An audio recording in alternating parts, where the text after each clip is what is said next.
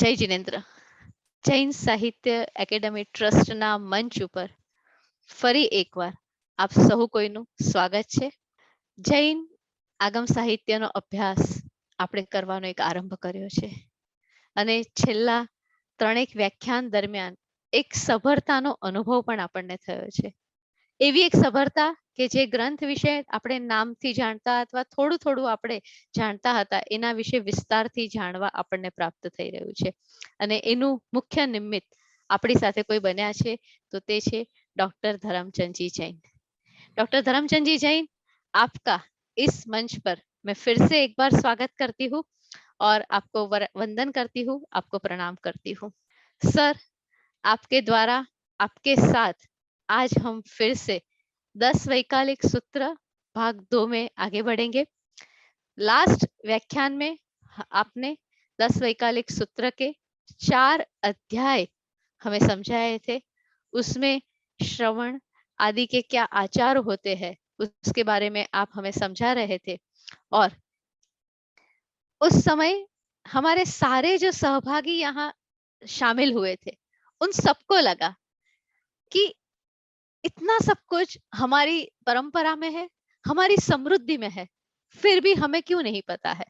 और आपका लेक्चर 9 बजे जब खत्म हुआ उसके बाद भी हमारे अमेरिका से लेकर भारत तक के सभी विद्वान की एक ही फरमाइश थी कि सेजल बेन ये लेक्चर आपने बंद क्यों किया.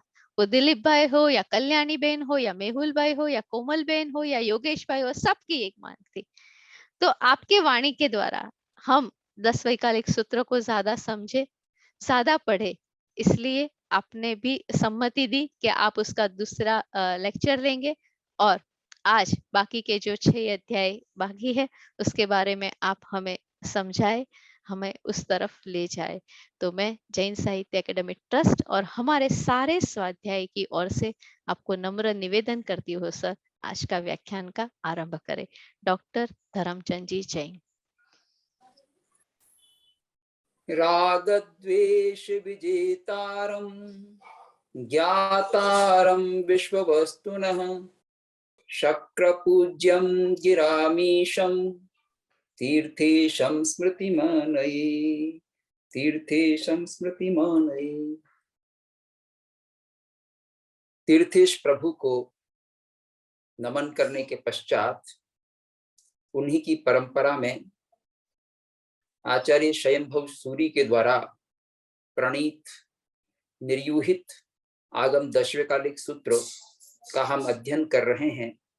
उसके 4 अध्यायों की चर्चा की गई थी. उसमें प्रथम अध्याय में हमने जाना था कि 10 वैकल्पिक सूत्र में धर्म को उत्कृष्ट मंगल कहा गया है और वह धर्म अहिंसा, संयम और तप स्वरूप है. साथ ही उस अध्ययन में यह भी बताया गया कि जो साधु होता है वह भिक्षाचर्या करता है और भिक्षाचर्या भी इस प्रकार से करता है जैसे कोई भ्रमर विभिन्न फूलों से अपना रस ग्रहण करता है उनको पीड़ा दिए बिना. उसी प्रकार से विभिन्न घरों से साधु आहार लाता है और अपनी संयम यात्रा को चलाता है. दूसरा जो अध्ययन था सामण्य पुव्वयम, पहला अध्ययन का नाम दुम्म पुष्पिया द्रुम पुष्पिका, दूसरा सामण्य पुव्वयम. उसमें यह कहा गया था कि श्रमण कौन होता है, जो कामनाओं का त्याग कर देता है वो श्रमण होता है. वह श्रमण नहीं होता जो कामनाओं का त्याग नहीं करता. तो इस तरह से श्रमण को उसमें परिष्ठापित किया गया. तीसरा जो अध्ययन था उसमें क्षुल्लकाचार कथा, आचार के संबंध में कुछ छोटी छोटी बातें कही गई थी जिसमें पृथ्वीकायिक आदि जो जीव हैं उनके प्रति अहिंसा का व्यवहार करना, इसका निरूपण हुआ. चौथा जो अध्ययन है, चौथे अध्ययन में कई सारी बातों के साथ यह भी हुआ कि 5 महाव्रतों का स्वीकार उस चौथे अध्ययन से किया जाता है. चाहे प्राणातिपात विरमण हो, वृषावाद विरमण हो, अदत्तादान विरमण हो, मैथुन विरमण हो या परिग्रह विरमण हो और रात्रि भोजन विरमण, इन सब का विरमण पंच महाव्रत के रूप में 3 करण और 3 योग से चौथे अध्ययन से स्वीकार किया जाता है. तो हमने इसकी थोड़ी संक्षेप में और गहन चर्चा की थी. आज 5वां अध्ययन प्रारंभ करते हैं. 5 जो अध्ययन है इनमें गाथाएं अधिक हैं. हमने जो गाथाएं पढ़ी हैं वो बहुत ही कम पढ़ी थी 4 अध्ययन में। अब शेष गाथाएं इसमें पढ़ेंगे। इसमें कुल 418 गाथाएं हैं और कुछ गद्य भाग भी है। तो हमने कोई 45 गाथाएं ही पढ़ी थी और उसके पश्चात समय पूर्ण हो गया था। तो 5वां अध्ययन से हम प्रारंभ कर रहे हैं। 5वां अध्ययन पिंडेषणा से संबंधित है और इसके 2 उद्देशक हैं।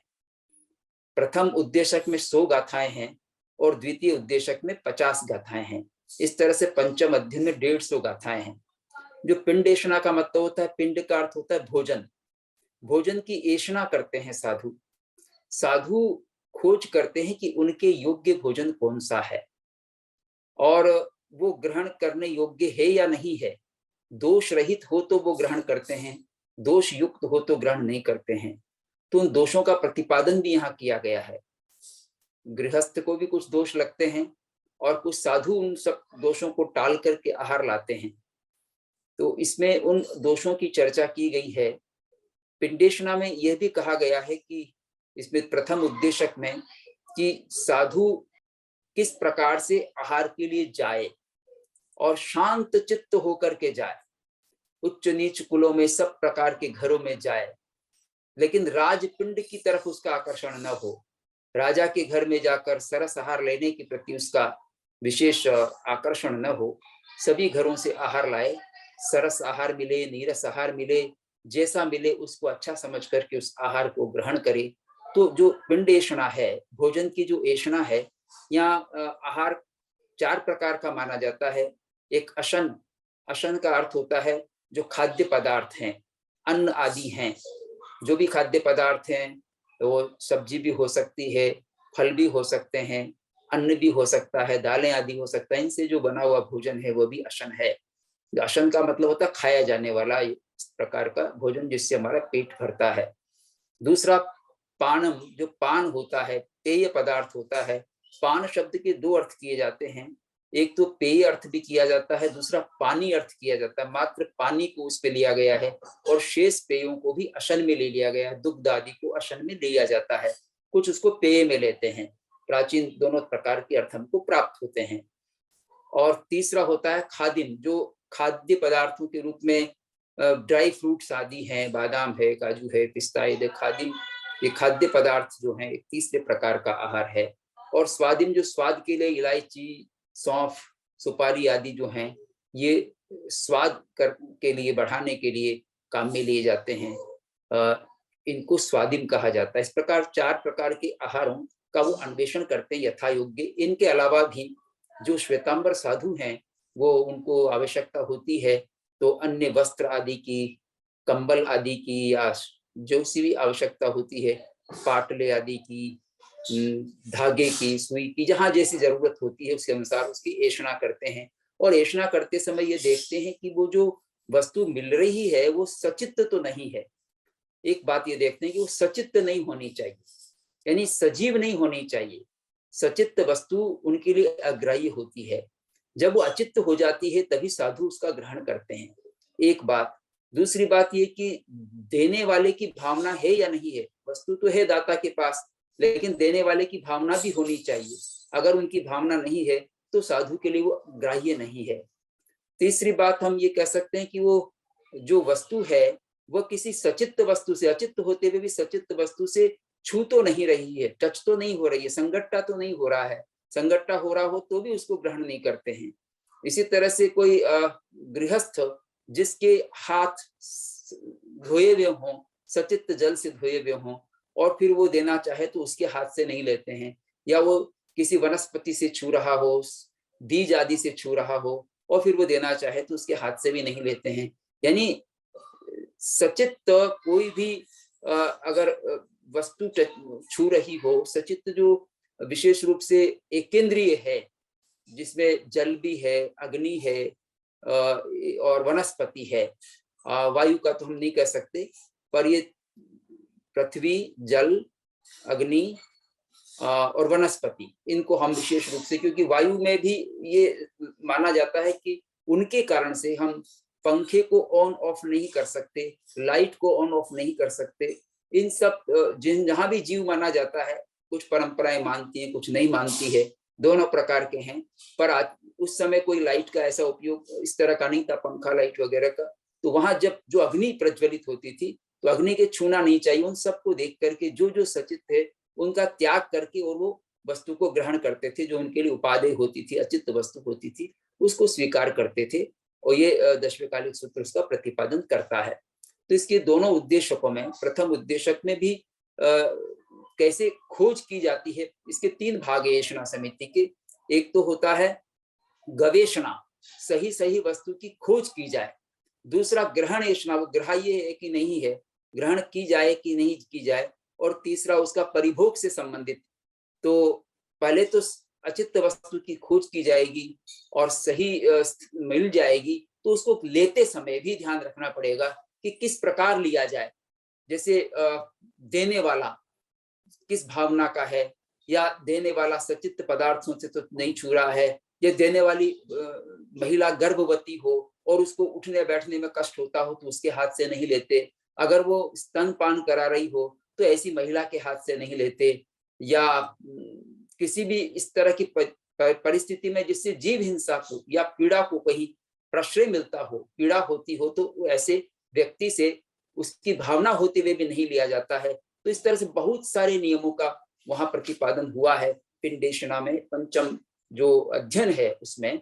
और उसके साथ साथ परिभोगेषणा की बात की गई। उसका जब वो आहार लाते हैं तो आहार लाने के बाद पहली बात तो अपने गुरु को दिखाते हैं, और दिखाने के बाद जब वो देख लेते हैं कि यहाँ आहार ग्रहण करने योग्य है, सही आहार लाए हैं, तो उसको वो स्वीकार करते हैं। और साथ में फिर उनके अन्य साधुओं को भी ग्रुप में जो होते हैं उनको निमंत्रण देते हैं कि वे आप चाहें इसमें भोजन करिएगा, मुझे प्रसन्नता होगी।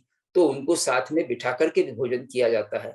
अब तो भोजन अलग अलग साधु अलग अलग नहीं लाते, एक साथ ही जो ग्रुप में रहते हैं उनमें से कुछ साधु लाते हैं, 2-3 साधु ले आएंगे या जो भी निश्चित कर लेते हैं, और वो सब मिलकर के भोजन करते हैं, आहार चुकाते हैं जिसको कहते हैं। तो ये आहार उनका एक साथ मिलकर के किया जाता है। पहले अलग अलग भी लाया करते थे और साथ में बैठ करके दूसरे साधु नहीं ला सकते हैं, कोई रोगी साधु है या कोई वृद्ध साधु है तो उनके लिए कोई दूसरा साधु भी भोजन का निमंत्रण देकर उनको भोजन कराते थे, आहार कराते थे। इस तरह से वो करते हैं। और जैसा आहार आ जाए, चाहे वो सुगंधित हो, चाहे वो दुर्गंधित हो, चाहे बहुत सरस आहार हो, चाहे नीरस आहार हो, बिना किसी निंदा के, बिना किसी विकथा के उस आहार का वो सेवन करते हैं। और जब आहार लेने जाते हैं तो आहार लेने जहां जाएंगे तो कई बार लोग उनको वंदन भी करते हैं, नमस्कार करते हैं। तो वंदन नमस्कार करने पर वो उत्कर्ष को यानी अभिमान को प्राप्त नहीं हो, अपने को ऊंचा नहीं समझे कि देखो मैं कितना ऊंचा हो गया हूँ, कितना बड़ा आदमी हो गया हूँ कि मुझे ये बड़े बड़े लोग भी वंदन करते हैं, ऐसा। और कोई वंदन नहीं करे तो भी अपने को दुखी और शोकाकुल न हो कि ये वंदन नहीं करा, उस पर क्रोध नहीं करे कि वंदन भी नहीं करता, कैसा व्यक्ति है, कैसा वो है, गृहस्थ है। और अगर किसी के पास है देने की वस्तु है और देता नहीं है तो उस पर भी क्रोध न करे। इस तरह से बहुत सारे निर्देश हमको इस 5वें अध्ययन में प्राप्त होते हैं। 5वें अध्ययन के दूसरे उद्देश्य में ये बात भी कही गई है कि जो भिक्षु जाएगा आहार के लिए तो समय पर जाए, काले कालम समायरे, समय पर अपना आचरण करना चाहिए। तो भिक्षा के लिए भी समय पर जाए। और भिक्षा के लिए प्राचीन काल में एक ही समय बताया गया था, दिन में, दोपहर के समय में, जब लोग अपने घरों में भोजन कर लें और उसमें जो अवशिष्ट भोजन हो, बचा हुआ भोजन हो, तो निर्दोष भोजन होता है, उसको लेकर गृहस्थ अपने घर में, अपने स्थान पर जहाँ ठहरे हैं वो साधु वहां पर लेकर के गृहस्थ से आ जाए। और अगर मिल जाए भोजन तो बहुत प्रसन्न न हो, और मिले नहीं अलाभुत्ति न सोए जा, अगर मिले नहीं तो शोक नहीं करे, और अगर नहीं मिले तो शोक नहीं करे, और तप का आचरण कर ले कि तप, तपस्या हो गई, सहज रूप से तप हो गया है, ऐसा मान ले। तो कितनी उनको सहनशीलता, कितना परिचय सहना पड़ता है, क्योंकि साधु के लिए 22 परिचय बताए गए हैं। उनमें एक परिचय क्षुधा परिचय भी है, भूख लग रही है, भोजन नहीं मिल सकता।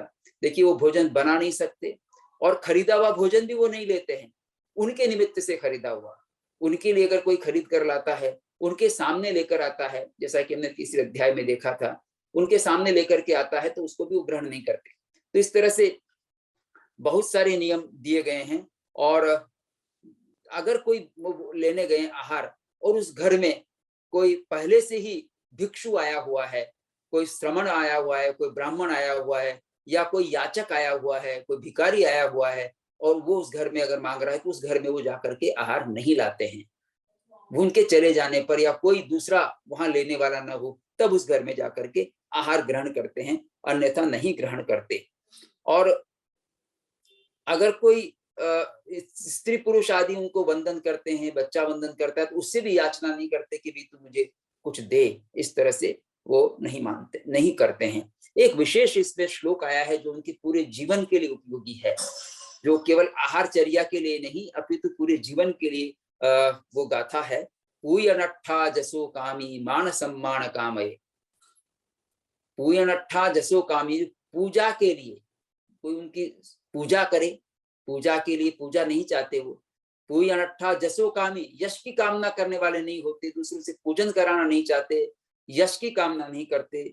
और मान सम्मान कामये, मान सम्मान की कामना नहीं करते। अगर ऐसा करते हैं तो बहुम पशुवई पसवई पावम, बहुत पाप का वो प्रसव करते हैं, पाप उत्पन्न करते हैं अपने लिए। और माया सल्लम चकुवई, और माया शल्य करते हैं, यानी फिर मायावी जीवन जीने लगेंगे कि मेरी पूजा करानी है तो कुछ न कुछ मायावी आचरण करके कराओ, लोग तो समझेंगे नहीं तो कुछ उनको घुमाते रहेंगे और सेवा करवाते रहेंगे, या उनको कुछ कपटपूर्ण ढंग से उनका उपयोग करते रहेंगे, तो ऐसा साधु फिर मायावी जीवन में पड़ जाता है।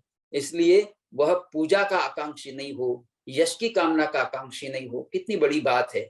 लोग सामान्य तौर पर ऐसे आचरण की बात करते हैं कि ऐसा आचरण करो जिससे लोग आपकी प्रशंसा करें। प्रशंसा करें भले ही, लेकिन प्रशंसा की कामना नहीं होनी चाहिए। ये जैन दर्शन कहता है, एक साधु को प्रशंसा की भी इच्छा नहीं होनी चाहिए, यश की भी कामना नहीं होनी चाहिए। यश तो मिल जाता है अच्छा काम करने पर, अच्छी प्रवृत्ति करने पर, तप त्याग आदि होने पर। तो ये इसमें शिक्षा दी है। एक शिक्षा साथ में ये भी दी है इसी में, तब तेणे भय तेणे रूप तेणे जे नरे आयार भाव तेणे य कुवई देव किविसम। अगर वो तप के चोर हैं या व्रत के चोर हैं, तप के चोर जैसे एक तो तपस्या न कर सकें, तपस्या कर सकें और फिर भी तप न करें तो तप चोर कहलाएंगे। दूसरा ये है कि तपस्वी कोई और है और वहां आकर के धर्म स्थान में किसी ने कहा कि महाराज आप ही तपस्वी हैं क्या? अरे भाई संत तो तपस्या ही करते हैं, तो वो असली तपस्वी का नाम छिपा करके स्वयं को श्रेय लेना चाहते हैं तो तप के चोर कहलाएंगे। इसी तरह से कोई व्रत का यानी विशेष व्रत धारण किया हो किसी ने, उपधान आदि, या और कोई तप के अलावा कोई दूसरा व्रत धारण किया हो, 5 महाव्रत के अलावा भी कोई संकल्प लिया हो, और वो आकर कोई गृहस्थ कहे कि भी आप ही उस तरह का व्रत आपने अंगीकार किया है क्या, महान व्रत आपने स्वीकार किया है क्या, जैसे मौन आदि का हो कि भाई सप्ताह में 2 दिन मौन रखेंगे या 2 घंटे मौन रखेंगे, तो हाँ स्वयं को श्रेय लेने के लिए हाँ भर ले, या कह दे हाँ हम ही हैं, कहिए क्या बात है, तो उस तरह का वो भी व्रत चोर है। या व्रत को धारण कर सकता हो, व्रत न ले तो ये भी व्रत चोरी है। इस तरह से उनका आचरण बड़ा ईमानदारी पूर्वक होना चाहिए। तो इस तरह से पिंडेषणा जो अध्ययन है वो बहुत सारी शिक्षा देता है। इसी में एक बात ये कही गई है कि जो भिक्षु है वह जब विहार करता है, भिक्षा के लिए जाता है, विहार आदि करता है, तो किस तरह से जाएगा, तो जो 5 समितियां हैं, एरिया समिति, गमन किस प्रकार से करेगा, तो 4 हाथ भूमि आगे की देख करके गमन करेगा, और गमन करते समय बातचीत नहीं करेगा परस्पर साधुओं से, अपने ग्रुप में भी श्रावकों से भी बात करते हुए क्या सामने देख नहीं पाएगा, तो सामने की भूमि देखकर चले ताकि उसके पैरों से किसी जीव की हिंसा न हो। अहिंसा पर बहुत बल दिया गया है इस दशविकालिक सूत्र में। तो और इसी तरह से कहीं वर्षा आ रही हो, छींटे पड़ रहे हो, तो उसमें भी गमन न करे, ओले पड़ रहे हो इस तरह से, या तेज हवाएं चल रही हो तो उसमें भी गमन नहीं करे, क्योंकि वहां पर भी वायु कायिकी और अपकायिकी जीवों की हिंसा की संभावना रहती है। तो शीघ्रता पूर्वक नहीं चले, हंसता हुआ नहीं चले, जो एक सामान्य गति होती है उस सामान्य गति से चले। इसी तरह से अंधकार युक्त स्थान में जाकर के आहार न ले, किसी घर में अंधेरा हो रहा है किसी कमरे में, वहां जाकर के लेते तो वो भी उनके लिए उपयुक्त नहीं है।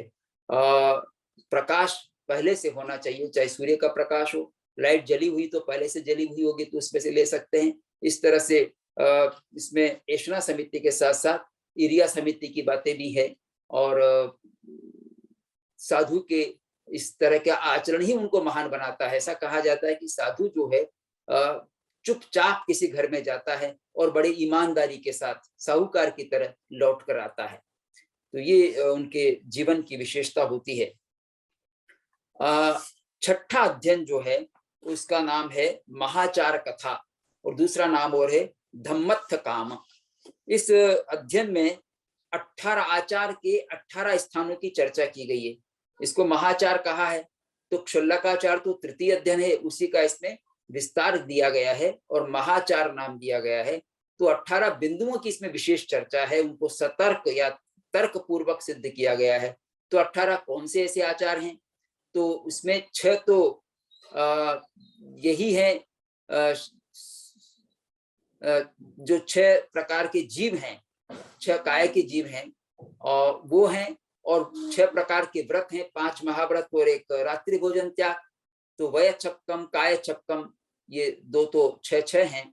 काय छक्कम 6 प्रकार की काया, पृथ्वी कायिक, अप कायिक, तेजस कायिक, वायु कायिक, वनस्पति कायिक, त्रस कायिक, 6 प्रकार के जो जीव हैं उनकी हिंसा न हो। और 6 प्रकार के जो व्रत हैं, महाव्रत हैं, 5 महाव्रत और 1 रात्रि भोजन विरमण, ये 6 प्रकार के जो व्रत हैं इनका भी सही रूप से पालन हो। और उसके अलावा कहा अकप्पो गिहि भायणम। अकप्पो गिहि भायणम, अकल्पनीय जो आहार है उनके लिए उपादेय आहार नहीं है, अग्राह्य आहार है, उसको ग्रहण नहीं करे, अकल्पनीय आहार को ग्रहण नहीं करे। फिर कहा गिहि भायणम, 6 अलग से गिना रहे हैं, जब 18 करने के लिए 6 और 6 तो भाई 12 हो गए, 6 अलग एक एक करके गिनाए जा रहे हैं। अकप्पो गिहि भायणम, अकल्पनीय आहार को न ले। गृहस्थ के भाजन में, पात्र में भोजन न करे।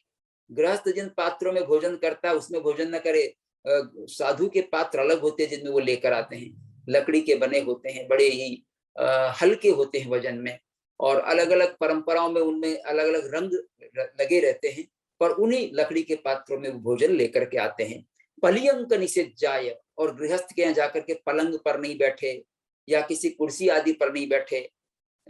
तो ये भी ध्यान रखना है, इन आचारों का उसको दूर करना। स्नानम, स्नान नहीं करना है, कोई साधु स्नान नहीं करता है। इसके साथ सोहवज्जनम, शोभा बढ़ाना, विभूषा बढ़ाना, इसका भी त्याग होता है साधु के, कि वो सजावट नहीं करता है, बढ़िया सुंदर वस्त्र पहनेगा, तेल इत्र लगाएगा, ये साधु के लिए कल्पनीय नहीं, साधु इनको नहीं करता है। तो 6 बातों का त्याग और है।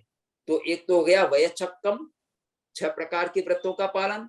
कायच्छक्कम, 6 प्रकार के जो जीव हैं उनके प्रति अहिंसा का प्रतिपालन करना। और 6 अलग अलग हो गए, अकल्पनीय आहार नहीं लेना, गृहस्थ के पात्र में भोजन नहीं करना, पलंग पर नहीं बैठना, पलंग पर नहीं सोना और नहीं बैठना, निसद्या और कहीं कुर्सी आदि पर भी गृहस्थ के यहाँ जाकर के नहीं बैठना। गृहस्थ के तो केवल आहार लेने जाते हैं, निकल करके आ जाते हैं, वहां बैठ करके बात करने नहीं लगते। इसी तरह से स्नान नहीं करते, जीवन भर स्नान नहीं करते। एक बार साधु बन गए तो जीवन भर के लिए स्नान का त्याग हो जाता है। इसी तरह से शोभा नहीं बढ़ाते अपने वस्त्र आदि की या किसी इत्र आदि की या वेशभूषा में किसी प्रकार की शोभाजनक, शोभा बढ़ाने वाले का उपयोग नहीं करते, क्योंकि विभूषा का त्याग एक साधु के बताया गया है। इस तरह से 18 आचारों का इसमें विस्तार से वर्णन हुआ है। और ये बात भी कही गई है कि जो अहिंसा का पालन है, दया का पालन है, तो उसमें पहले ज्ञान पूर्वक होना चाहिए। तत्थिदम पढ़मम तत्थिमम पढ़मम ठाणम, पढ़मम ठाणम महावीरेण देस्यम अहिंसा निगुणादित्था सब भूयेषु संयमो। अच्छा, हाँ, भगवान महावीर ने ये कहा है, पढ़मम नाणम तव दया है, वो तो पढ़मम नाणम तव दया, लेकिन यहाँ कहा है भगवान ने ये देशना दी है कि अहिंसा निगुणम दिट्ठा सब भूयेषु संयम। अहिंसा निपुण देखी गई है, सबसे बढ़कर देखी गई है। और वो अहिंसा किस रूप में, कि सभी प्राणियों के प्रति हमारा संयम हो, सभी प्राणियों की हम अहिंसा का पालन करें, किसी की हिंसा न करें, ऐसी अहिंसा का पालन होना चाहिए एक साधु के द्वारा।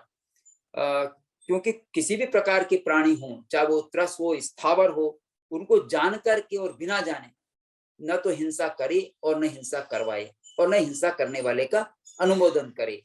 इस तरह की बात इसमें कही गई है। छठे अध्ययन में और भी बातें इसमें है, जैसे छठे अध्ययन में ये भी कहा है कि जो अहिंसा आदि का पालन है, अहिंसा का पालन क्यों करे कोई, हिंसा क्यों नहीं करे, तो उसमें कारण बताए हैं।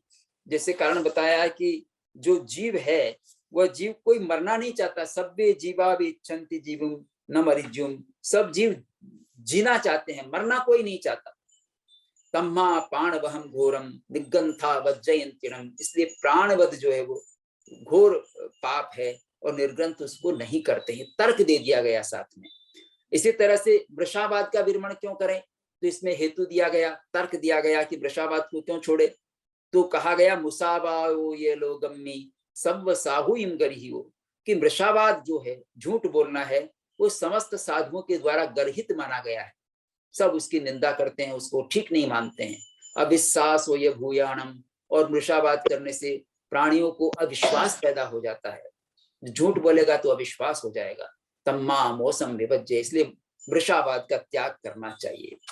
और जब चोरी नहीं करना है तो किसी भी, चाहे वो चेतन वस्तु हो अचेतन वस्तु हो, थोड़ी हो या अधिक हो, जरा सी भी एक पिन ही क्यों ना हो, वो पिन भी बिना किसी से लिए उठा नहीं सकते, किसी का भी, किसी के अधिकार की वस्तु को पिन जैसी या छोटी सी वस्तु को, अल्पतृण जैसी वस्तु को भी नहीं ले सकते बिना अनुमति के। ये उनका त्याग होता है अदत्ता दान में। तो इसको भी उनका अविश्वास पैदा होता है। गृहस्थों का अगर वो उठा लेते हैं तो इस तरह से उनका विश्वास पैदा होना चाहिए संसार में। इसी तरह से अब्रह्मचर्य भी उनके लिए त्याज्य बताया गया है, कि अब्रह्मचर्य जो है वो प्रमाद का दुरस्थान है, प्रमाद उत्पन्न होता है। नायरंती मुनि लोए, मुनि जन उसका आचरण नहीं करते हैं। और संग्रह करने की बात, जो परिग्रह करने की बात है, तो साधु जो भोजन लाते हैं, आहार लेकर के आते हैं, तो कितना भी सूखा आहार हो, चाहे वो ड्राई फ्रूट ही क्यों ना हो, वो दूसरे दिन के लिए भी नहीं रखते, दूसरे दिन के लिए भी संग्रह करके नहीं रखते हैं।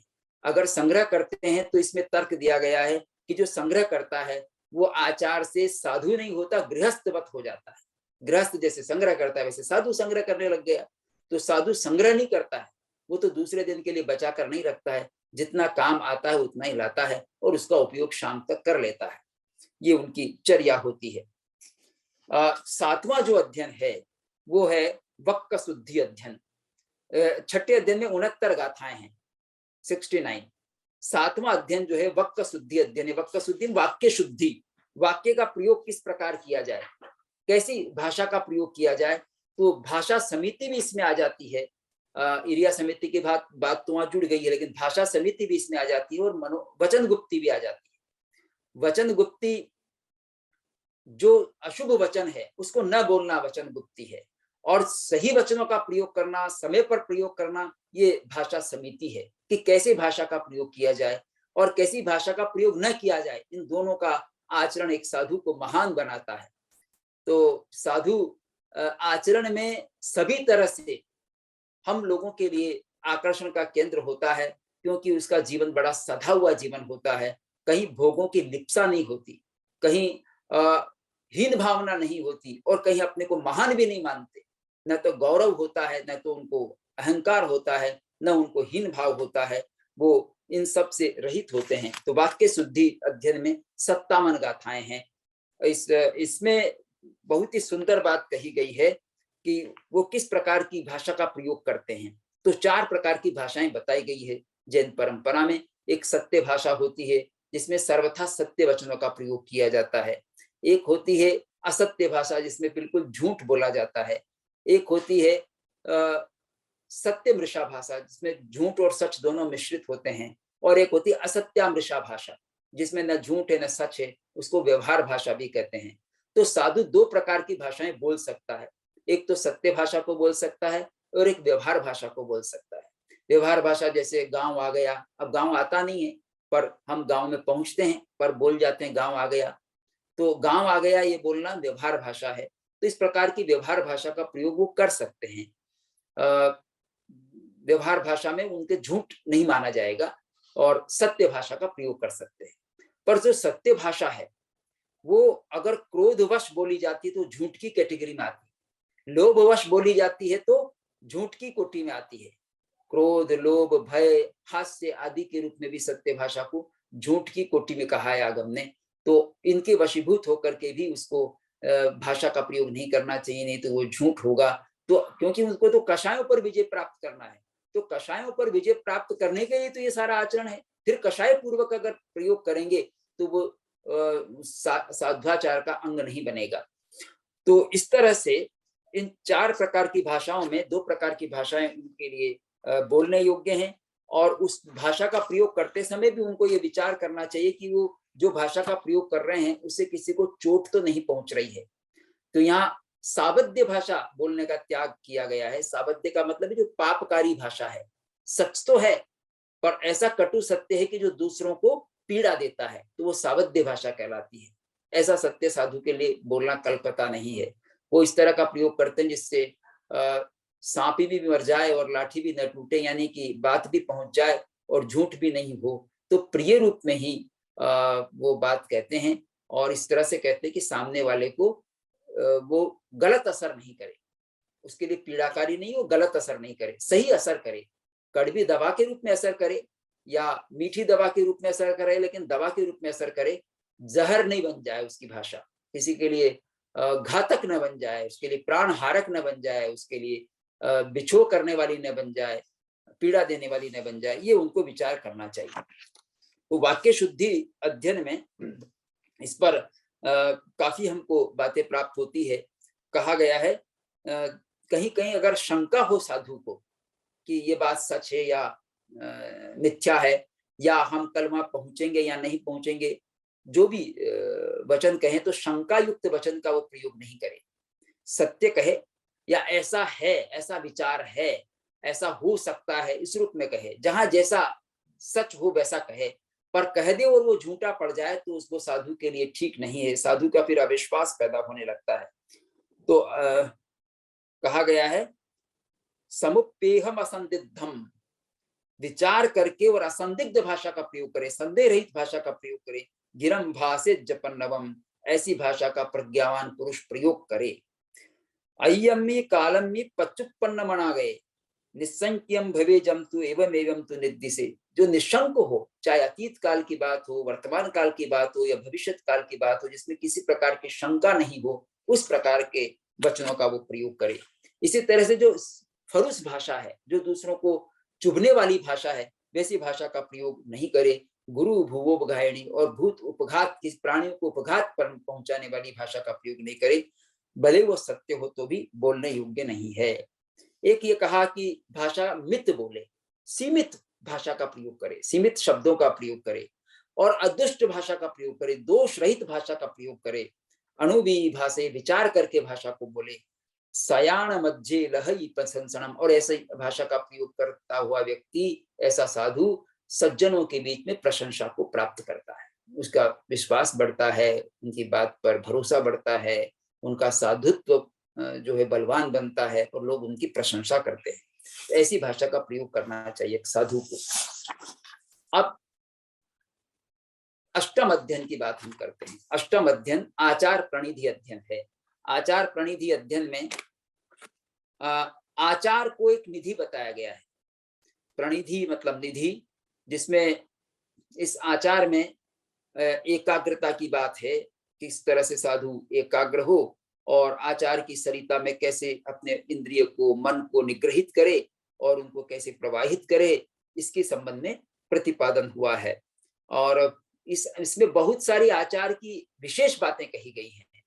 यद्यपि इसके पहले भी आचार की बात आ रही थी, पिंडेशना भी आचार का है, क्षुल्लक आचार भी आचार का है, महाचार भी आचार का है। फिर ये आचार प्रणिधि नाम का अध्ययन क्यों अलग से दिया गया? इस आचार प्रणिधि अध्ययन में विशेष कथन किया गया है, और इसमें कहा गया है कि एक तरह से इसमें विशेष बातों का प्रतिपादन करते हुए कहा, तसे पाणे न हिंसिज्जा वाया अदुव कमुणा उबर वो सब हुए सु पासे जबिबिहम जगम। ये तो खैर ठीक है, अहिंसा का पालन करे, त्रस प्राणियों और स्थावर प्राणियों किसी की भी हिंसा न करे, और उनसे उपरत होकर के जग को देखे, जग का ध्यान करे। लेकिन एक बात इसमें आप सुनिएगा जो कही गई है, बहुम सुने, बहुत बातों को सुनता है साधु, कर्णेहिम, अपने कानों से बहुत सारी बातों को सुनता है, बहुम अच्छी हिम तिच्छई, और बहुत सारी बातों को आंखों से देखता भी है, बहुत सारी घटनाओं को देखता है आंखों से, बहुत सारी बातों को सुनता है कानों से। नय पिट्ठम दिट्ठम स्वयं सब्बम, लेकिन जो देखा गया है और जो सुना गया है उन सब को भिक्षु अखायु मरही, भिक्षु उनको कहने के योग्य नहीं होता। सब बातें कही नहीं जाती भिक्षु के द्वारा, कहने योग्य नहीं होती।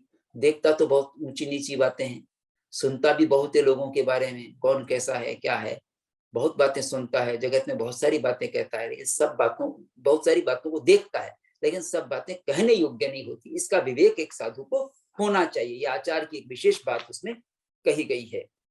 और कुछ साधु तो ऐसा नहीं करते होंगे, लेकिन गृहस्थ करते हैं, तो गृहस्थों पर भी लागू होता है और साधुओं पर भी लागू होता है। कुछ साधु जिसे अध्ययन में लगे रहते हैं, और साधना को अध्ययन भी करना अच्छा है, अध्ययन बहुत जरूरी है, स्वाध्याय अच्छा है, और अपनी इंद्रियों को निग्रह अगर न करें कि अभी कर लेंगे, विलंब से कर लेंगे, अभी तो बुढ़ापे में कर लेंगे, तो नहीं, साधु को तो उसी दिन से अपनी इंद्रियों का निग्रह करना चाहिए। लेकिन गृहस्थ जो ये सोचता है विशेष रूप से कि धर्म तो बुढ़ापे में करेंगे, अभी करके क्या करेंगे, तो उन लोगों के लिए कहा जरा जावन पीड़े वाही जावन वड्ढई जा बिंदिया न हायंती ताव धम्मम समाये रे। जब तक बुढ़ापा पीड़ा नहीं देता है और जब तक व्याधि नहीं बढ़ती है, बीमारी नहीं आती है, बुढ़ापा आ जाएगा तो हम सक्षम नहीं रहेंगे धर्म ध्यान करने में। तो शरीर ही अपने को कष्ट देता रहेगा और इंद्रियां क्षीण हो जाएंगी, और जब बीमार हो जाएंगे तो बीमारी में भी हम धर्म ध्यान नहीं कर पाएंगे। जाव इंद्रिया ना खायंती, जब तक इंद्रियां क्षीण नहीं होती हैं तब तक तो हम समर्थ हैं कुछ करने में, तब त्याग आदि करने में। लेकिन अगर इंद्रियां क्षीण हो गई तो फिर वो भी हम सामर्थ्य नहीं होगा, मनोबल भी कमजोर हो जाएगा। तो ये कहा ताव धम्मम समाये रे, तब तक धर्म का आचरण कर लेना चाहिए। और धर्म तो उत्कृष्ट मंगल है, जैसा कह ही दिया है कि उत्कृष्ट मंगल वो केवल साधुओं के लिए नहीं है, गृहस्थों के लिए भी है, श्रावकों के लिए भी है, शाविकों के लिए भी है, सबके लिए मंगलकारी है। और फिर कहा कोहम मानम च मायम च लोभम च पाप बढ़नम वमे चत्तारि दोषेवु इच्छन्तो हि अमप्पणो, अपना हित चाहता हुआ चार प्रकार के जो क्रोध मान माया लोभ हैं, इनका वमन कर दे, इनका वमन करे और क्रोध मान माया लोभ को जीते। इसके लिए कहा कि भाई क्रोध मान माया लोभ को क्यों जीते और किस तरह से जीते। तो कहा क्यों जीते, तो कोहो पीएम पीम पणा से, क्रोध जो है प्रीति का नाश करता है, मानो विनय नाशनो, प्रेम का नाश कर देता है। जिसके प्रति क्रोध होगा उससे हम स्नेह नहीं कर सकते और उसका भी स्नेह हमको नहीं मिलेगा। तो क्रोध को जीतना चाहिए, क्योंकि उससे प्रेम नष्ट हो जाता है परस्पर, परिवार में, समाज में। क्रोधी व्यक्ति के पास कोई नहीं रहना चाहता, कोई बैठना नहीं चाहता। तो कोहो पीम पणा से ही मानो विनय नाशनो, मान विनय का नाश करता है। माया मित्राणि नाशई, और माया तो मित्रों का यानी मित्रता का नाश कर देती है। तो हमारी माया भी अगर शैली रही, छल कपट वाली शैली रही, तो मित्र किसी को नहीं बना पाएंगे। और लोहो सब विनाशनो, लोभ सबका नाश कर देता है। तो फिर इसको कैसे जीता जाए, तो उसका भी उपाय इस अध्ययन में बताया गया है। उपसमेण हणे को हम मानम मध्यवयाजिणे, उपशम से, शांत रहने से क्रोध को जीता जा सकता है। क्रोध की स्थिति आने पर भी उपशम रखें, शांति रखें, धैर्य रखें, तत्काल प्रतिक्रिया न करें, अभ्यास करें इस बात का कि हम तत्काल प्रतिक्रिया न करके उपशम रखें, शांति रखें, धैर्य रखें। तो वो समीण हणे को हम क्रोध को जीत सकते हैं। मानम मध्यवयाजिणे, और मार्दव भाव से, बड़ी कोमलता से, अपना अहंकार पुष्ट न हो, ऐसे व्यवहार से, ऐसी भावपूर्वक व्यवहार से मान को जीता जा सकता है। मायम च जब भावण, और सरलता से, सरलता युक्त जीवन से माया को जीता जा सकता है।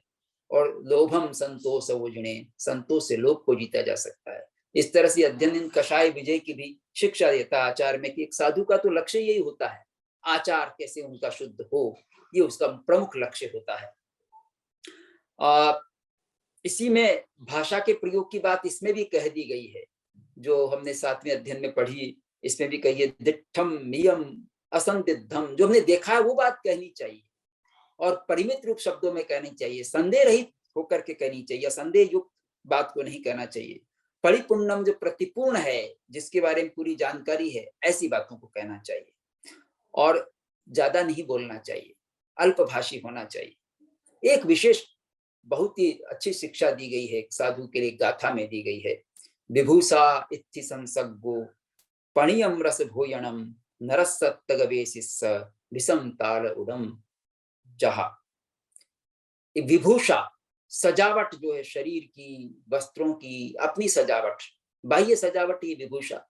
तो विभूषा करना, अपने को सजाना, तीन बातें साधु के लिए बहुत ही त्याज्य हैं, जो तालपुट विष के समान है, जहर के समान है एक साधु के लिए। उसकी चर्या को बिगाड़ने में, उसके संयम को बिगाड़ने में, संयम को विकृत करने में ये तीन चीजें बड़ी रोल अदा करती हैं। तो विभूषा उनमें है कि स्त्रियों का संसर्ग है, स्त्रियों के पास ज्यादा बैठना, चर्चा करना, उठना, उनको पास बिठाए रखना, ये साधु के लिए विष के समान है। ऐसे ही साध्वियां अगर पुरुषों को अपने पास बिठाती है तो उनके लिए वो विष के समान है। तो विभूषा इत्थि संसर्गो, और पणियम रस भोजनम, प्रणीत रस भोजन, ज्यादा गरिष्ठ भोजन करना साधु के लिए उपादेय है, क्योंकि वो खाएगा तो काम विकार पैदा होगा, काम विकार बढ़ेगा, वो परेशानी पैदा, वो प्रमाद भी पैदा करेगा, काम विकार भी पैदा करेगा, प्रमाद भी पैदा करेगा। उनको तो स्वाध्याय करना है, ध्यान करना है, कायसर करना है, दिन भर हल्के रह करके और साधना करनी है। ज्यादा खाएंगे तो निद्रा भी आएगी, प्रमाद भी आएगा, और स्वाध्याय भी नहीं होगा, तो संयम यात्रा ठीक नहीं चलेगी। तो प्रणीत रस भोजन, और विकार भी बढ़ेंगे, तो प्रणीत रस भोजन भी तालपुट विष के समान है, इसलिए ये छोड़ने योग्य है। जो आत्मा को गवेषणा करने वाला उसके लिए छोड़ने योग्य है। एक और महत्वपूर्ण शिक्षा जो आचारांग में भी दी गई है, यहाँ भी दी जा रही है, जाई श्रद्धा ही निखन। तो जिस श्रद्धा से साधु निकलता है, साधु बनने के लिए जिस श्रद्धा से जाता है, जिस वीरता से जाता है, उसी वीरता से उस संयम का पालन भी करना चाहिए एक साधु को। बाद में शिथिल नहीं होना चाहिए। अगर शिथिल होता है तो फिर मजा नहीं आएगा संयम में जाने का। तमेव अनुपालित जा, उसका अनुपालन करे। गुणे आए रिय समय, आचार्यों के सम्मत जो गुण है उनका आचरण करे, उन्होंने जैसा बताया उस प्रकार का आचरण करे। 9वां अध्ययन विनय समाधि अध्ययन है। विनय समाधि अध्ययन में 4 उद्देशक हैं। 4 उद्देशक इसमें छोटे छोटे से हैं, और इसमें प्रथम उद्देशक में आचार प्रणिधि में 64 गाथाएं हैं। जो 8वां अध्ययन था उसमें 64 गाथाएं हैं, और जो विनय समाधि अध्ययन में प्रथम उद्देशक में 17 गाथाएं हैं, द्वितीय उद्देशक में 24, और तृतीय उद्देशक में 15 गाथाएं हैं, चतुर्थ उद्देशक में थोड़ा गद्य भाग है और 7 गाथाएं केवल। इस तरह से इसमें छोटा ही अध्ययन है। 17, 24, 41 और 15, 56 और 7, 63 गाथाएं हैं 9वें अध्ययन में, और ये विनय समाधि अध्ययन कहलाता है। इसमें ये कहा गया है कि 4 उद्देशक में जो पहला उद्देशक है उसमें विनय की आवश्यकता बताई गई है, और पहले अध्ययन में ये कहा गया है कि साधु जो है वो आचार्य का सतत पूजन करे, यानी उनका सम्मान करे, विनय भाव रखे। विनय तो विद्या का पहला लक्षण है, और विनय से ही विद्या आती है, और विनय से ही मोक्ष की प्राप्ति होती है। धर्म का मूल विनय है, ये आगे एक उद्देशक में कहा है। तो साधु के लिए कहा, लज्जा दया संयम ब्रह्मचर्यम कल्याण भाग्यस्स विशो ही ठाणम। एक तो लज्जा होनी चाहिए, पाप से लज्जा हो, साधु को पापाचरण नहीं करे, उसको इस रूप में लज्जा। दया हो हर प्राणी पर, और संयम का पालन करे, और ब्रह्मचर्य का पालन करे। ऐसा अगर करता है तो यही कल्याण भाग्यस्स विशो ही ठाणम। जो अपना कल्याण चाहने वाला है उसके लिए विशुद्धि के स्थान ये 4, लज्जा भी, दया भी, संयम और ब्रह्मचर्य। इन 4 का अगर वो आचरण करता है तो विशुद्धि उसके जीवन में आएगी ही। जे में गुरु संयम अनुशासयंती, और ये सोचता है, वो सोचे कि जो गुरु मुझे अनुशासित करते हैं, शिक्षा देते हैं, अच्छी बातें बताते हैं, ते हम गुरुम संयम पूजयामि, उन गुरुजनों का मैं सतत पूजन करूं, उनके मान सम्मान करूं, उनके प्रति आदर व्यक्त करूं, ये भाव उसके मन में होना चाहिए। इस तरह से उसमें कुछ जो गाथाएं कही गई हैं, मैं संक्षेप में कह रहा हूं। दूसरा उद्देशक जो है उसमें ये बात बताई गई कि धर्म का मूल क्या है, विनय को धर्म का मूल कहा है। एवं धम्मस्य विनयो मूलम, धर्म का मूल क्या है, विनय है। एवं धम्मस्य विनयो मूलम, धर्म का मूल विनय है। परमो से मोक्षो, और उसी से परम मोक्ष की प्राप्ति होती है।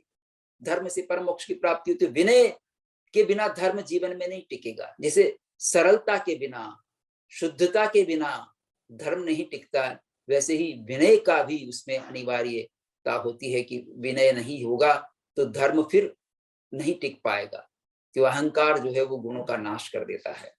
जेण वित्तिम स्वयं जेण कित्तिम स्वयं सिद्धम, और इस विनय का ही प्रभाव लौकिक भी दिखाई पड़ता है। विनयशील होता है उसकी कीर्ति भी होती है और श्रुति भी उसको प्राप्त होता है, शीघ्र ही ज्ञान भी प्राप्त होता है विनयशील को, कीर्ति भी होती है, निश्चय समचा विगच्छे, और मोक्ष की भी प्राप्ति कर लेता है। एक गुरु को जो प्रिय शिष्य होता है, विनीत शिष्य प्रिय होता है। विद्वान शिष्य अगर कोई हो जाए और अविनीत हो जाए तो वो गुरु को प्रिय नहीं होता, भले ही विद्वान हो जाए, पर विनय भाव उसमें नहीं है तो वो गुरु को प्रिय नहीं होगा। तो ये एक मनोवैज्ञानिक सच है, इसलिए विनय का भाव होना ही चाहिए। और संक्षेप में एक बात कह दी इस उद्देशक में, विपत्ति विपत्ति अविनीयस्य, जो अविनीत है उसके तो विपत्ति आना निश्चित, और संपत्ति विनीयस, जो विनीत होता है उसकी संपत्ति होगी, सब प्रकार का आनंद होगा विनीत शिष्य के, और जो अविनीत है उसके कहीं न कहीं परेशानी आएगी, विपत्ति आएगी। तीसरा उद्देशक जो है वो ये कहता है कि गुरु की कभी आशातना नहीं करनी चाहिए। विनय भाव तो रखे, लेकिन उनकी ऐसे वचनों का प्रयोग नहीं करे, ऐसा व्यवहार नहीं करे जिससे गुरु की अवहेलना हो, गुरु की आशातना हो, इस प्रकार का व्यवहार नहीं करे। और ऐसे शब्दों का भी प्रयोग नहीं करे उनके साथ में जिससे वेर का अनुबंधन हो, उनके प्रति शत्रुता उत्पन्न हो जाए, या वो समझे कि मेरी अवहेलना कर रहा है और इस प्रकार के शब्दों का प्रयोग कर रहा है, तिरस्कार कर रहा है, इस प्रकार के शब्दों का प्रयोग वो नहीं करे। चौथा उद्देशक जो है उसमें विनय समाधि के 4 भेद बताए गए हैं। एक तो विनय समाधि स्वयं ही, और दूसरी है श्रुत समाधि, तीसरी है तप समाधि, चौथी है आचार समाधि। ये 4 प्रकार की समाधि का मतलब जो शांति प्रदान करती है वो समाधि है। यहाँ पर जीवन में बड़ी साता रहती है, तो इन 4 को अपनाने से बड़ी साता रहती है। विनय, श्रुत का मतलब ज्ञान हो गया, तप ये आवश्यक है, तप करना भी साधु के लिए, और आचार का पालन करना, तो ये समाधि के हेतु हैं, इनसे समाधि उत्पन्न होती है।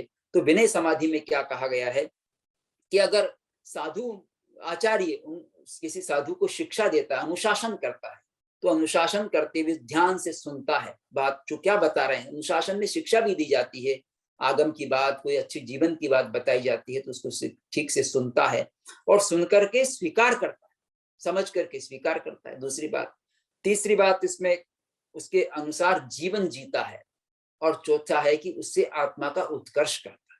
4 बातें, विनय से ही आत्मा का उत्कर्ष होता है। तो पहले तो सुनेगा, स्वीकार करेगा, फिर उसकी आराधना करेगा, और तो आत्मा का उत्कर्ष हो जाएगा। ये विनय समाधि के 4 रूप बता दिए।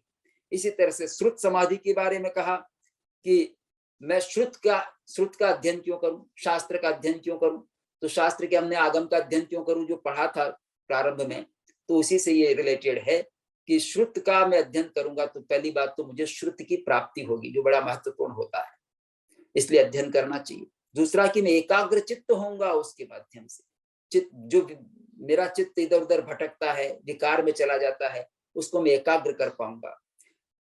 तीसरी बात, मैं आत्मा को धर्म में स्थापित करूंगा, ये लाभ होगा। और चौथा लाभ क्या होगा कि मैं धर्म में स्वयं स्थित होकर के दूसरों को स्थित कर सकूंगा। दूसरे अगर विचलित हो रहे हैं तो उनको भी धर्म में स्थित कर सकूंगा। इस तरह से 4 स्टेजेस, इन सब में 4 बातें बताई गई हैं। विनय समाधि की भी 4 हैं और श्रुत समाधि की भी 4 हैं। तप समाधि की भी 4 बात कही गई है। वो क्या कि तपस्या क्यों करनी चाहिए, तो कहा यह लोक के कारण से, यह लोक में सुख समृद्धि प्राप्त होगी इसलिए तपस्या नहीं करे, परलोक में सुख समृद्धि प्राप्त होगी इसलिए भी तपस्या नहीं करे, परलोक में देवगति प्राप्त होगी, देवगति का प्रयोजन नहीं होना चाहिए। अगर देवगति में भोग की अगर आकांक्षा है कि वहां अच्छे भोग मिलेंगे, सुख साधन मिलेंगे, इसलिए मुझे धर्म का आराधन करना है, तप त्याग आदि करना है, तो फिर यही भोग लो ना भाई, यहाँ भी तो भोग हैं, तो भोग ही भोगना है। अगर देवलोक में जाकर के भी, स्वर्ग में जाकर के भी यही भोग लो, तो देवलोक की भी आकांक्षा नहीं करे। मुक्ति की आकांक्षा भले ही कर सकते हैं, मोक्ष भले ही चाह सकते हैं, लेकिन देवलोक की भी चाहना नहीं करे, परलोक के निमित्त से भी तप नहीं करना। तीसरा है कीर्ति के लिए, यश के लिए, कोई प्रशंसा करेगा इसके लिए भी तप नहीं करना। चौथा, केवल निर्जरा के लिए ही तप करना, अन्य किसी निमित्त से तप नहीं करना। ये 4 बातें इसमें कही गई है। यही बात संलेखना में भी कही जाती है। उसके इसी तरह से आचार समाधि में भी 4 बातें कही गई हैं। 3 तो यही है, इहलोक में, इहलोक के निमित्त से, इहलोक का निमित्त का मतलब है कि इस लोक में हमारी प्रशंसा होगी, लोकेशना का निमित्त हो, लोग हमको अच्छा महत्व देंगे, और परलोक में कुछ हमको स्वर्ग आदि की प्राप्ति होगी, और लोग हमारी कीर्ति प्रशंसा यहाँ भी करेंगे, और हमको आगे भी सुख प्राप्त होगा।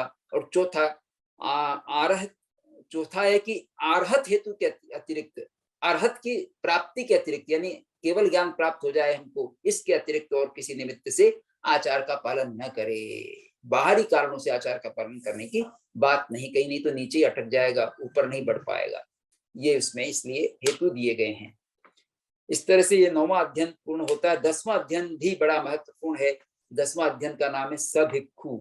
सभिक्षु का मतलब होता है सद्भिक्षु, और सद्भिक्षु नाम का जो अध्ययन है, इस अध्ययन में 21 गाथाएं हैं। सभिक्षु अध्ययन में 21 गाथाएं हैं, और सभिक्षु सद्भिक्षु नाम से उसमें भी है, उत्तराध्ययन सूत्र में भी एक अध्ययन है, और यहाँ भी ये बात कही कि भिक्षु कौन होता है, उसका लक्षण इसमें दिया गया। सभिक्षु यानी वह भिक्षु होता है। कौन भिक्षु होता है, उसके अलग अलग इसमें लक्षण दिए गए हैं। भिक्षु के अलग अलग बातें बताई गई है। तो एक बात बताई गई है कि भिक्षु कौन होता है। इसमें कहा गया है कि जो रोह्य नाय पुत्र वैणे, जो ज्ञात पुत्र भगवान महावीर के वचनों में रुचि रखता है, वो भिक्षु होता है। अप समय मन्निज्य 6 काय, और 6 ही प्रकार के काय के जीवों को अपने समान समझता है, आत्मवत मानता है। चाहे पृथ्वी कायक हो, अप कायक हो, तेजस कायक हो, वायु कायक हो, वनस्पति कायक हो, त्रस कायक, ये सभी 6 प्रकार के जीवों को अपने समान समझता है। पंचये फासे महव्यामी, 5 महाव्रतों का वो पालन करता है। 50 संवरे जे सभिक्षु, और 5 आश्रमों का संवर करता है, वो भिक्षु होता है। इसी तरह से जो 4 कषायों का वमन कर देता है, 4 कषायों को जीतने का प्रयत्न करता है, वो भिक्षु होता है। और सदैव योगी होता है, ध्रुव योगी, योग योग मतलब शुभ योग में रहता है, अशुभ योग का त्याग कर देता है, और बुद्ध वचनों को ही, यानी जो ज्ञानियों के वचन है उनको पालन करता है। और उसकी सोना चांदी या धन धान्य आदि में कोई रुचि नहीं होती, उसका संग्रह नहीं करता। कोई साधु अगर इस क्षेत्र में स्वयं नहीं करे, दूसरों से करवाने लगे, तो वो भी भटक जाता है फिर साधु पने से। गिह जोगम परिवज्जय, और गृह योग का त्याग कर देता है, उसका परिवर्जन करता है, वो भिक्षु होता है। ये बात तो पहले भी आ गई कि संग्रह नहीं करता है, तो दूसरे संग्रह नहीं करता, पान आदि का भी संग्रह नहीं करता, खाने की वस्तुओं का भी संग्रह नहीं करता, और स्वेच्छा से अपने साथियों को खिलाता है। एक प्रकार से इसमें जो आचार का सार है, वो सार इसमें आ जाता है। कलहकारी बात नहीं करता, ऐसी बात नहीं करता जिससे झगड़ा पैदा हो जाए, समाज में पैदा हो जाए, साधु में पैदा हो जाए, अपने ग्रुप में पैदा हो जाए, या साधियों में पैदा हो जाए। कलहकारी बात नहीं करता, शांत रहता है, क्रोध नहीं करता, और सदैव जो है वह तप रत रहता है, स्वाध्याय रत रहता है, ध्यान या कायोत्सर्ग करता है। और संयम जो है उसका, हाथ से भी संयम होता है, पैर से भी संयम होता है, हाथ से कार्य करने में भी संयत करता है, देखभाल करके उठाएगा, बड़ी धीमे से रखेगा चीजों को, पांव से चलने में भी संयत होता है, वाणी का प्रयोग भी संयत करता है, वाय संजय, और सभी इंद्रियों को भी संयत रखता है। अजप पर अध्यात्म में रत रहता है, अपनी आत्मा में रत रहता है। सुसमाहि अप्पा, और समाधि युक्त आत्मा वाला होता है। सुतत्थम च व्याणई, और सूत्र और अर्थ को जानता है, सूत्रों को यानी शास्त्रों को जानता है, उनका तात्पर्य भी समझता है, वह भिक्षु होता है। किसी प्रकार की उनके पास जो उपकरण आदि होते हैं, रजोरण हो या चादर आदि हो, तो उनमें मूर्छित नहीं होता, मूर्छित नहीं होता। इसलिए यहाँ जो कहा गया है कि परिग्रह क्या है, अपरिमुच्छा परिग्रहो बुद्धो, ये 10वें कालिक में ही 8वें इसमें अध्ययन में आया है। मुच्छा परिग्रहो बुद्धो, मूर्छा को परिग्रह कहा है। मूर्छा को परिग्रह क्यों कहा? क्योंकि कुछ साधु जो लज्जा आदि के लिए या संयम की रक्षा के लिए जो वस्त्र आदि धारण करते हैं, तो उसमें कोई परिग्रह नहीं होता, तो वहां हेतु दिया गया कि उनकी उनमें आसक्ति नहीं होती, वो तो लज्जा के लिए धारण करते हैं या संयम के लिए धारण करते हैं, मूर्छा नहीं है, उनकी आसक्ति नहीं है उसमें कि और ये मेरा है, ऐसे है वैसे है, उसमें प्रति आसक्ति नहीं। आसक्ति के बिना अपनी लज्जा रखने के लिए और संयम यात्रा के लिए वस्त्र आदि धारण करते हैं, तो वहां मुच्छा परिग्रह वुत्तो ऐसा कहा गया है। मूर्छा को परिग्रह कहा गया है, आसक्ति को परिग्रह कहा गया है, उसके होने को परिग्रह नहीं कहा गया। तो उपधि में वह मूर्छित होता है जो भी रखता है, और रसों में लोलुप नहीं होता, गृद्ध नहीं होता, कोई भोजन आदि के रस में लोलुप नहीं होता। जो शेष बचता है घरों में उसी को लेकर आता है, और रिद्धि सत्कार सम्मान आदि के प्रति आकृष्ट नहीं होता। वह सबके पुण्य पाप को जानता है और अपनी आत्मा का उत्कर्ष करता है। सब प्रकार के 8 प्रकार के मदों का त्याग कर देता है, चाहे जाति का मद हो, रूप का मद हो, कुल का मद हो, लाभ का मद हो, श्रुत का मद हो, तप का मद हो, ज्ञान का मद हो, कोई भी मद हो, उन सब मदों का वो त्यागी होता है। इस तरह से अपने को जीतता है और उपदेश देता है। तो लोगों के लिए आर्य पद का उपदेश देता है, जो उनके लिए अच्छे आचरण होते हैं उसका उपदेश देता है। गृहस्थ जीवन में रह करके भी सदाचरण करे इसका उपदेश देता है, या फिर साधुपने का कोई पालन करे, संयम में दीक्षित हो, इसका भी स्वयं भी धर्म में स्थित होता है और दूसरों को भी धर्म में स्थित करता है। वह सम्यक दृष्टि होता है, अमूढ़ होता है और तप संयम में सदा लगा रहता है, और तपस्या से ही पुराने कर्मों का क्षय करता है। तपसा धुणे ही पुराण पावगम, पुराने पाप कर्मों का क्षय करता है। मन वय काय सुसंबुढ़े, मन वचन काया से सुसंवृत होकर के, अपने को संवरित करके वह भिक्षु होता है।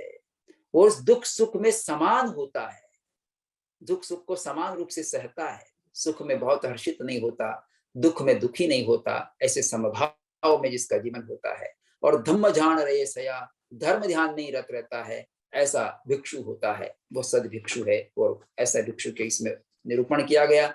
इसमें 2 चूलिकाएं दी हैं जो कहा जाता है कि यक्षा आर्या के द्वारा रचित हैं। और इसमें प्रथम जो चूलिका है उसका नाम रति वाक्य है, उसमें 18 गाथाएं हैं, कुछ गद्य भी और 18 गाथाएं हैं। दूसरी जो चूलिका है उसका नाम विविक्त चर्या है और इसमें 16 गाथाएं हैं। तो ये 2 चूलिकाएं हैं। प्रथम चूलिका में कहा गया है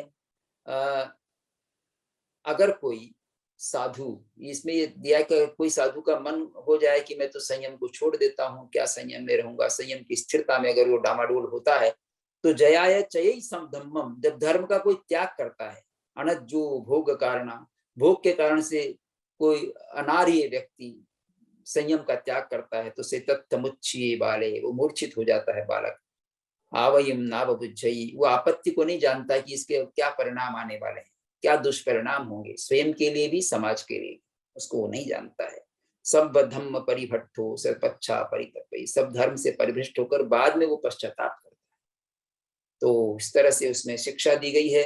दूसरी जो चूलिका है उसमें ये कहा गया है कि जो अनुसो संसारो, संसार के अनुसार हम चलेंगे तो वो अनुस्रोत है, और परिसो तस्य उत्तारो, संसार के विपरीत चलेंगे यानी आश्रव के विपरीत चलेंगे तो वो उत्तार है, उसी से हमारा उद्धार होने वाला है। तम महा आयार परक कमेणम संबर समाहिम बहुनम, इसलिए संबर समाधि करना चाहिए, आश्रव का त्याग करके संबर का आचरण करे। और गृहस्थ से व्यावृत्ति नहीं करवाए, गृहस्थ से सेवा नहीं करवानी चाहिए किसी साधु को, वो साधु से सेवा करवा सकता है, गृहस्थ अगर पांव दबाता है साधु के तो वो कल्पनीय नहीं है, उचित नहीं है, और उससे अभिवादन पूजन आदि की भी अपेक्षा न करे। असंक्लिष्ट हिम वयम, असंक्लिष्ट लोगों के साथ में वो व्यवहार करे, जिनका दुर्भाव न हो उन लोगों के साथ में। मुनि चरित्र जऊ नहानी, तो उसके चरित्र की कोई हानि नहीं होगी। इक्को भी पावाई विभज्जयंतो विहरज्य कामेषु असज्जमानो, कामों में आसक्त नहीं होना चाहिए, भले ही वो अकेला विहार करे लेकिन कामनाओं में आसक्त नहीं हो, इस तरह की बात इसमें कही गई है। एक बात विशेष इसमें कही गई है चूलिका में, एक साधु को दिन रात प्रतिदिन ये विचार करना चाहिए, गृहस्थ श्रावक को भी करना चाहिए, जो पूर्वव्रत काले संपेहये अपगम अपयण, जो पूर्व रात्रि में अपर रात्रि में देखता है, आत्मा को आत्मा से देखता है, अपने को अपने से देखता है, तो क्या सोचता है किम मे कड़म किम च किच्च शेषम, क्या तो मेरा द्वारा किया गया है और क्या करना शेष है, अब तक क्या कर चुका हूं ये भी मूल्यांकन करे, और करना क्या शेष है, मुझे क्या करना है अब इसका विचार करे। किम च किच्च से किम सक्कणिजम न समायरामी, और ये भी विचार करे क्या मैं कर सकता हूं जो मैं आचरण नहीं कर पा रहा हूं, मुझे वो आचरण करना चाहिए जो मेरे लिए संभव भी है फिर भी नहीं कर पा रहा हूं, इसका आचरण, इसका विचार करे प्रतिदिन। तो प्रतिदिन ये अपनी आलोचना करे स्वयं कि मैंने क्या तो किया है आज और क्या नहीं किया है, क्या करना शेष है और क्या मेरा सामर्थ्य है, मुझे किस तरह से आगे बढ़ना है। ये विचार एक साधु को निरंतर करते रहना चाहिए, तभी वो संयम के पथ पर आगे बढ़ेगा और गृहस्थ भी तभी आगे बढ़ेगा। और साथ में कि आत्मा की रक्षा निरंतर करे, अपनी रक्षा धर्म से ही होती है, तो धर्म का पालन करेगा तो अपनी रक्षा होगी। एक बात इसमें कहना चाहूंगा, शायद प्रथम व्याख्यान के दिन भी इसमें, इससे पूर्व व्याख्यान में भी कहा था कि इसमें जो व्याख्या शास्त्र हैं उनमें एक तो निर्युक्ति है जो भद्रबाहु स्वामी के द्वारा रचित है, जिसमें 371 गाथाएं हैं। चूर्णी है, चूर्णी दो हैं, एक अगस्त्य सिंह की चूर्णी है और एक जिनदास गणी की चूर्णी है, और एक बृहद वृत्ति जो है वो हरिभद्र सूरी, आचार्य हरिभद्र सूरी जी के द्वारा लिखित है। और 13वीं से 17वीं शती के बीच में एक तिलकाचार्य ने टीका लिखी है 10वें कालिक पर, माणिक्य शेखर ने निरुक्ति दीपिका लिखी है, समय सुंदर गणी ने दीपिका लिखी है, विनय हंस ने वृत्ति का लेखन किया है और रामचंद्र सूरी का वार्तिक है। 18वीं शताब्दी में इस पर टब्बा भी लिखा गया है और 1940 में आचार्य हस्तीमल जी महाराज ने सौभाग्य चंद्रिका टीका का संपादन किया था। घासीलाल जी महाराज, आचार्य घासीलाल जी महाराज ने टीका लिखी है इस युग में संस्कृत में। आचार्य महाप्रज्ञ जी ने संपादन आदि किया है और इसका अन्य अनेक स्थानों से प्रकाशन हुआ, हिंदी अनुवाद के साथ भी हुआ है और दूसरी भाषाओं में भी अनुवाद हुआ है, गुजराती आदि में भी संभव है। आत्माराम जी महाराज ने भी इसका अनुवाद किया है और ब्यावर से जो आगम प्रकाशन समिति उससे हिंदी के साथ प्रकाशन हुआ है। इस जानकारी के साथ ही मैं आप सबसे आज के में ही विराम लेता हूं और आपके जो प्रश्न हो, जिज्ञासाएं हो तो उस पर विचार किया जाए। धन्यवाद। बहुत ही आभार डॉक्टर धर्मचंद जी जैन। आपने आज फिर से 10वें कालिक सूत्र के बारे में बहुत ही बखूबी विस्तार पूर्वक और बहुत ही मुद्दे की बात हमें बताई। कई बार हमें ऐसा मन में होता है कि ये साधु है और हम भी मन हो जाता है कई बार कि हम भी ऐसे साधु बन जाए। बट जब ये सब पढ़ते हैं, सुनते हैं, तब समझ में आता है कि संयम का मार्ग सचमुच कितना कठिन मार्ग है और कितने सारे आचार का पालन उसके साथ जुड़ा हुआ है। जिस तरह से आपने शुरू में 5वें अध्याय में साधु को किस प्रकार का खाना, किस प्रकार का आहार ग्रहण करना चाहिए, किस प्रकार के आहार से दूर रहना चाहिए, उसकी बात आपने की। आपने सचित चीजों का ग्रहण न करना और उसके साथ ये भी ध्यान रखना है कि सचित चीजों का अचित का भी जब ग्रहण करते हैं तो वो सचित के साथ में न हो। तो कितनी छोटी छोटी चीजों को यहाँ बताया गया है। गवेषणा, ग्रहणेषणा के बारे में आपने बताया, भोग से, परिग्रह वृत्ति से कैसे दूर रहना है और कुछ अच्छे से शब्द भी आपने हमें बताए, जैसे कि उत्कर्ष का एक अर्थ अभिमान होता है, वो आज पता चला। ऐसे उत्कर्ष को हम एक दूसरे और से गुजराती में लेते हैं, तो वो उत्कर्ष का एक ऐसा नया अर्थ भी प्राप्त हुआ। क्रोध न करे, समता में रहे, इसके बारे में आपने बताया। उसके बाद आपने विस्तार पूर्वक किस तरह पलंग, कुर्सी आदि का प्रयोग न करे, उसका उपयोग ना करे। और उसके बाद आपने काई छक्कम के बारे में बताया कि 6 प्रकार के जो व्रत है उसके बारे में आपने बताते हुए फिर वाक्य शुद्धि, भाषा समिति और वचन गुप्ति के बारे में भी आपने बताया। मतलब बीच में बहुत सारी चीजें, अब्रह्मचर्य, अविश्वास, उसके बारे में बताते बताते किस प्रकार की भाषा उन उपयोग में लेनी चाहिए कि ज्यादा भी नहीं बोलना है। और बहुत अच्छी सी बात है कि कितना सब कुछ सुनते हैं, इतना कुछ देखते हैं, बट कम से कम बोलते हैं। और इस प्रकार की भाषा में आपने 4 प्रकार भी बताए कि सत्य भाषा, असत्य भाषा, सत्य मृषा और असत्य मृषा, जो व्यवहार की भाषा है। तो सत्य भाषा और व्यवहार भाषा का प्रयोग करना चाहिए, और साथ में वशीभूत होकर भाषा का प्रयोग नहीं करना है। क्रोध, लोभ, भय आदि से दूर रहना है, और एक पावनकारी भाषा का प्रयोग करना है, जो पीड़ा देने वाली हो ऐसी। तो मुझे वो सुनते-सुनते कई बार ये लगा कि ये तो हमारे जीवन की भी बात हो सकती है, कि अगर हम संयम पथ को ग्रहण नहीं कर सकते, फिर भी इसमें से कुछ बातें हम ज़रूर ग्रहण कर सकते हैं। फिर आपने 8वां अध्याय आचार प्रणीत के बारे में, एकाग्रता के बारे में बताया। अपने गुरु के प्रति किस तरह आदर रखना चाहिए, उसकी बात बताते हुए संदेह नहीं करना है। तो आपने उसके स्टेप्स भी हमें बताए कि जब बात को सुनो, फिर उसके ऊपर श्रद्धा रखो, और श्रद्धा के बाद उसको ग्रहण करना है। ये बताते हुए फिर आपने विनय समाधि अध्याय के बारे में भी बताया हमें कि विनय की आवश्यकता है, और विनय जो धर्म का मूल है। और उसको आपने ये भी कहा कि मनोवैज्ञानिक भी एक दृष्टिकोण है, कि जो विनित होता है वो शिष्य बन पाता है, और तभी उस गुरु को भी वो विनयशील शिष्य पसंद है। और जो क्रोधी शिष्य है वो उसका कुछ आगे कुछ हो नहीं पाता है। तीसरा, गुरु की अवहेलना न करनी है। और विनय समाधि के 4 उद्देश्य, 4 प्रकार की समाधि, विनय, श्रुत, तप और आचार, उसके बारे में आप बताते गए। विस्तार पूर्वक श्रुत समाधि के बारे में बताया कि श्रुत की प्राप्ति के लिए एकाग्रचित्त होना चाहिए, आत्मा को धर्म में स्थापित करना चाहिए, इहलोक और परलोक की इच्छा से तप नहीं करना है।